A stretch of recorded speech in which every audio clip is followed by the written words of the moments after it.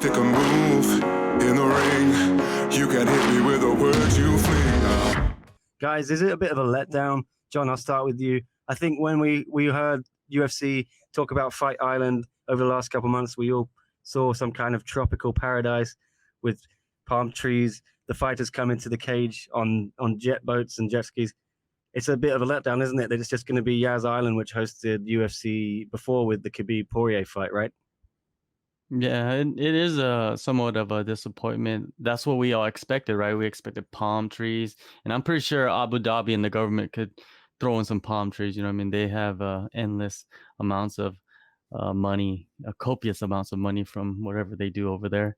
But anyways, yeah, it's just, I don't know. They say the octagon's gonna be on the sand, and there's hotels there, and there's like a 1 mile radius, right? Or 10 mile radius where no one could enter the zone, and it's only gonna be UFC and the fighters and whoever's involved in the events, and no one else can come in. It's right next to the airport, which is very convenient. But yeah, it's not even.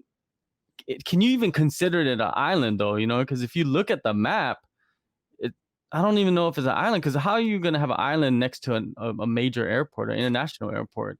But yeah, it is kind of underwhelming. You know, they try to keep it hush hush, but remember I told you guys off the record that I've been hearing some things like what was it before they announced it, right? I told you guys I've been hearing some things that Fight Island was going to be in Abu Dhabi before they announced it, and I guess the rumors were true.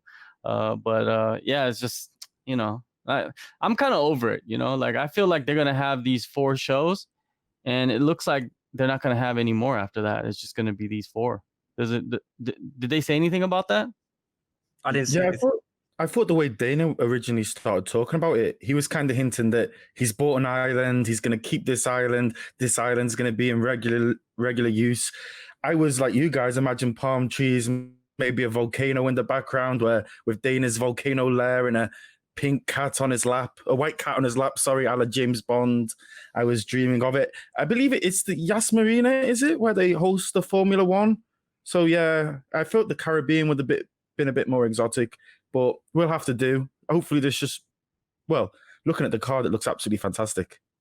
Yeah, let's talk about that, because that's the real stuff here, right? Doesn't matter where it is. We got a pretty good card. We got Kamaru Usman against Gilbert Burns. Let's start with that. John, teammates at Sanford MMA, Henry Hoof coaching both of them. This is a tasty one. We talked about Gilbert maybe getting the shot, and he's been given it. Looks like UFC got a bit tired of George Masvidal's bargaining.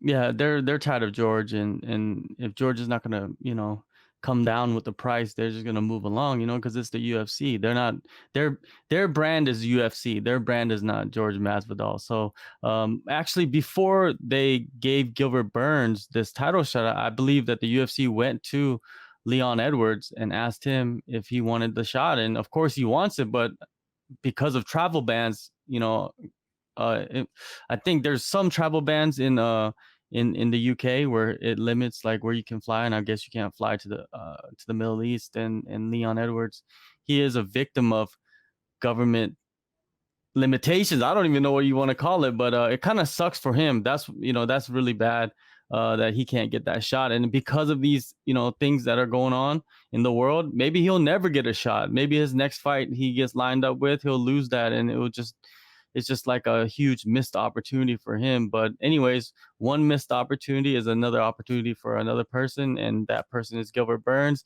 He fully deserves this shot, man. He did everything that the UFC wanted him to do. He took late notice fights. He fought anybody and anybody, and took them all out one by one. And 1 year ago, around this time, he was just about to debut as a welterweight. That is crazy to say, the quick turnaround he has. And yes, you mentioned it earlier, Nick. The most intriguing part of this fight is that they both have been training with each other for years and years and years, and they all have the same coaches. But Henry Hoof, he's going to step back. He's not going to go corner any of these guys. He's going to let them train on their own, and he's just going to sit at home and sit on the couch and relax and watch his two star pupils, man, go at it. And I think as a coach, you should feel good about yourself, because you've two of your guys that you coach for years and years, they become two of the best, and they have to fight each other to get that one prize that everybody wants. I don't see anything better for a coach. All right. Oh yeah, what a fantastic achievement by Henry Hooft. But I'm just not sure if Gilbert Burns has actually proven himself at this level. I think he's probably still one more fight away, but it should make for an interesting fight. It's a fantastic main event, and I right now can't really pick. Well, what about Volkanovski? Alex Volkanovski is going to rematch with Max Holloway. The co-main event, I think it's going to be for the featherweight title. This was planned for Australia, I think, and they've just lumped it in with this card. But yeah, there's another title fight as well, I think, for the vacant bantamweight belt. Peter Yan against Jose Aldo. It's shaping up quite nicely, isn't it? John, which would you prefer out of those two fights? Oh man, it's hard to pick, but I just want to see Peter Yan versus Jose Aldo. That's the fight that I feel that is more up in the air compared to a Volkanovski versus Holloway, because we've seen that fight. We see how Volkanovski can implement a game plan versus somebody that is very, very skilled, highly skilled, very dangerous, and pick apart his opponents. And that's what Volkanovski did. And I feel a lot of people that I've been talking to, they feel like Volkanovski can go in there and do exactly what he did in the first fight, but better, and maybe even finish Max. And if he finishes Max, then yeah, there's no like trilogy. There's no, I don't think you could ever, do a third fight between them. Yeah, that fight is good. But Peter Yan versus Jose Aldo, because Peter Yan, if you look at the competition he has beaten, he's beaten some of the top guys, but he hasn't beaten like a name such as Jose Aldo. Jose Aldo is the greatest featherweight of all time. I don't care what people say, like, oh, Max is the greatest. No, look at the record, look at the resume. Jose Aldo is the greatest featherweight, and he's going down to bantamweight to become the next basically 2-division champ, right? And if he gets on that list, then it even cements him even more as a legend in the sport. But Peter Yan could spoil that. And I think a lot of people are very, very high on Peter Yan. I'm also very high on Peter Yan, and I feel like Peter Yan goes in there and just proves that he is the best bantamweight in the world by crushing Jose Aldo. I don't know. From what Jose Aldo, did against Moraes, I feel like that was probably his best performance. I don't think he's going to do much better than that. Chris, do you think that Volkanovski v. Max Holloway is as foregone conclusion as John maybe was suggesting there, or do you think Max has a chance? No, actually, I'm going to totally disagree with John. I think Max Holloway is going to come back, and I think we're going to have a trilogy. I really, really rate Max Holloway. I think he has everything in his armament to deal with Volkanovski. I think we'll actually see him utilize kicks a lot more in this fight, maintain a bit more distance. I think he has fantastic timing. And you do look at Holloway's record, and, he lost to Poirier, he came back from that. He's lost to McGregor, he's came back from that. And he's still relatively very, very young for what he has achieved in the sport. And I actually think probably third or fourth round, I'm going to say he's going to put Volkanovski away. Easy. The other fight, the Aldo Peter Yan, that is still an odd one to me. I think Aldo shouldn't really be there. He lost to Moraes. And then you have the Aljamain Sterling is probably deserving. It's probably the same as Leon Edwards. I'd say the same for Aljamain Sterling. Probably don't fight anyone. Don't take any fights and wait for your title opportunity, because you are next. All right, there's a couple other fights on that main card that have been announced. I'm just going to drag them up here. Paige Van Zandt is back, right, against Rebus, and we got Rose Namajunas v. Jessica Andrade 2, rounding out what's a pretty stacked card. John, yeah. What do you think? Well, it's the most stacked card of the year. You know what I mean? Like, you can't compare it to anything that has happened earlier. Can you? Maybe the McGregor card, but that's just because of McGregor, right? But if you look at matchups and names, this one is. And it's not even filled up. It's like maybe there's probably 4 more fights that you could put on this card. So we don't know what's going to hop on. But I'm excited to see Yuri Prochaska make his UFC debut. He's the former Ryzen light heavyweight champion, and he's taking on Volkan Ozdemir.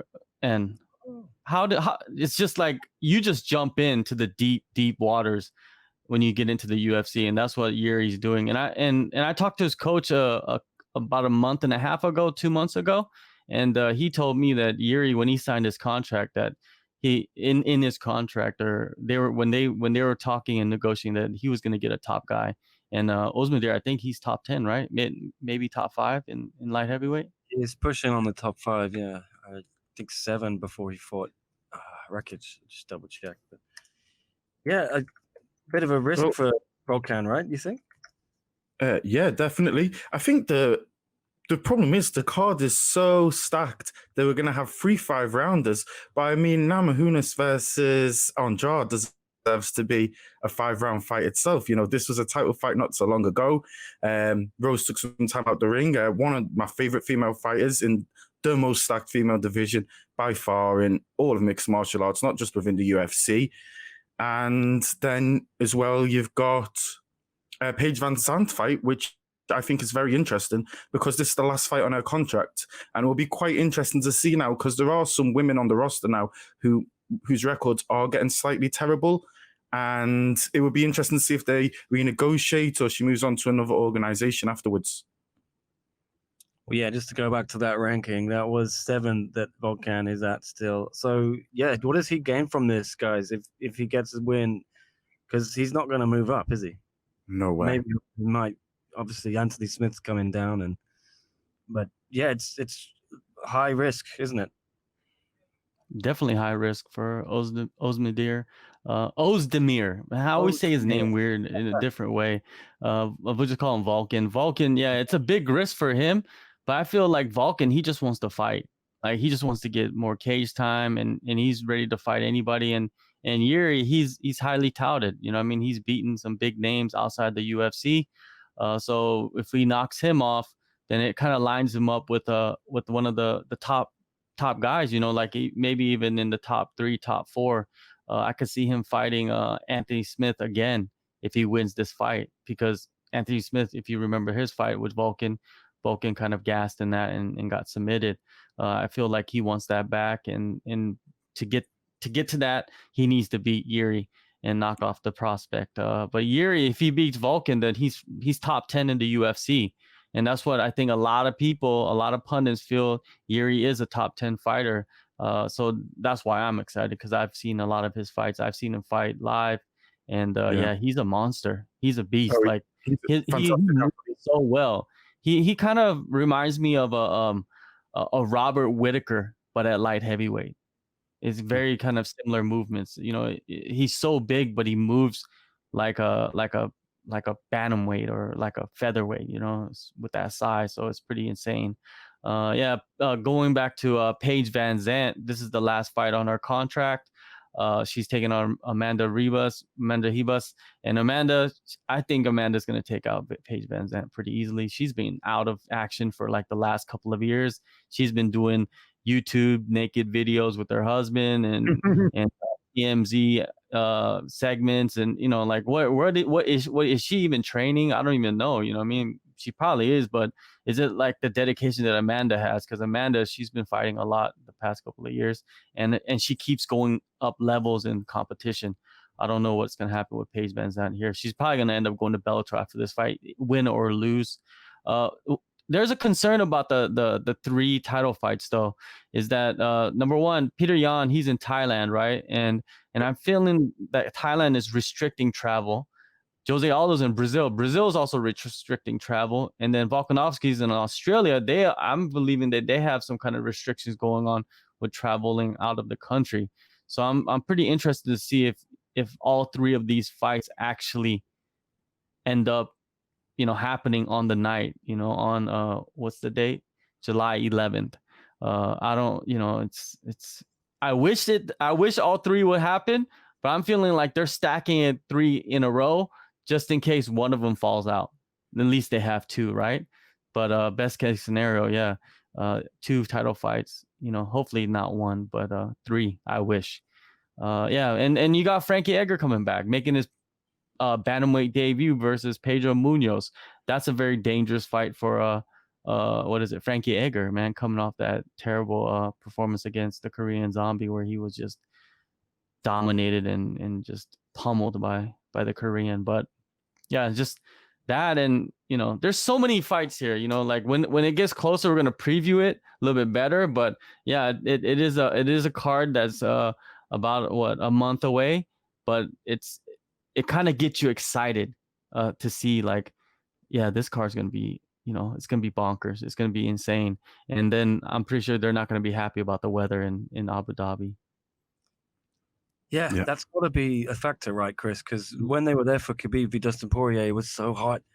And are the fighters going to enjoy this weather? I know that some of them will be itching to fight, but it's not ideal conditions, is it?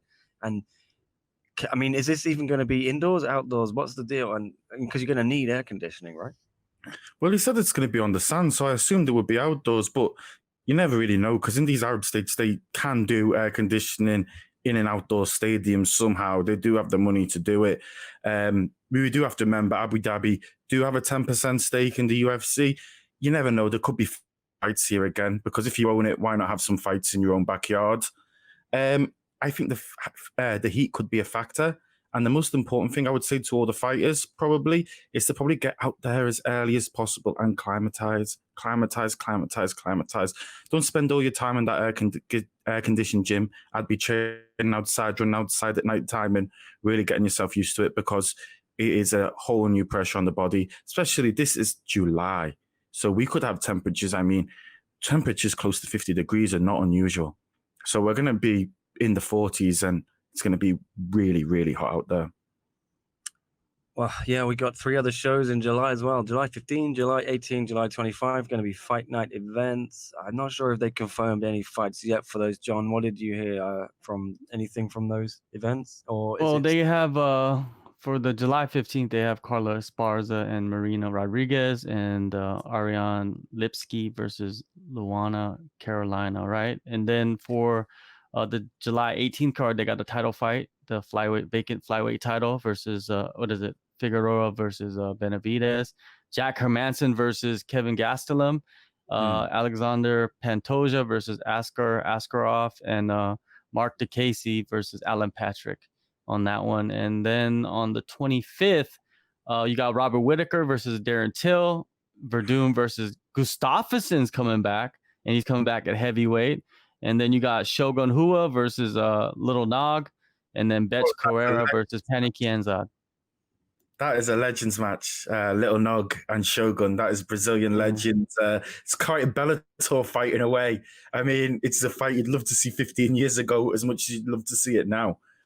The Gustafsson fight, absolutely amazing. And as being from Liverpool, I've always got to big up my main man, Darren Till, Team Cowband, Terry Etam, always producing talent. So fingers crossed for Darren Till if he can get that win over Whitaker. He's one away from the title. But also, like a fight that hasn't been announced yet, but is rumored to be on one of those cards, is the Korean Zombie versus Brian Ortega. So we should be looking out for that pretty soon. It's going to be either July 18th or July 15th, one of those dates, or even July 25th. And then one of the cards is on a Wednesday, which is kind of fun, right? The 15th is on a Wednesday. Yeah, there's 4 in the space of 14 days. So it's going to be tough for the media, right? I remember those 3 in Jacksonville. If you're there.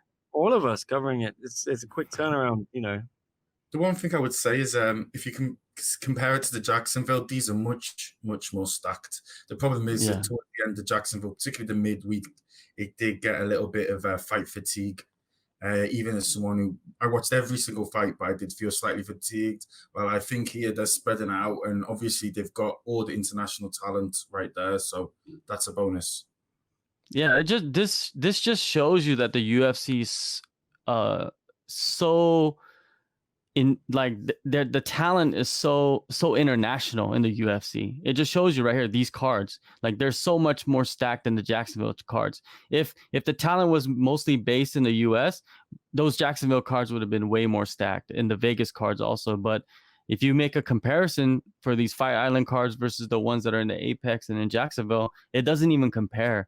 These cards are stacked already, and they're not even complete yet. So yeah, big up to all the international fighters putting in work. You know what I mean? There's going to be a lot of fun fights here. You like the artwork? Just bringing it up on screen. Just lazy. Lazy? Yeah. Oh, my God. harsh criticism from John. I think You know, all the posters are lazy in the UFC. It's not that bad. It's okay. Yeah, I think it goes back to what we were saying at the beginning, right? We were all expecting Mortal Kombat, that kind of thing. It's a bit of a, what's the word? Let down, come down? Yeah. I suppose it's more of a tourist advert for Abu Dhabi now. My daughter could have made that. You know what I mean? She's in elementary school. Come on. That's not even fancy. Yeah. Well, I would have thrown in some sharks. And I hope that's not the octagon right there. Really, they're gonna fight like that. Chris just told us it's gonna get up to the 50s. Come on, those people are gonna die out there from dehydration.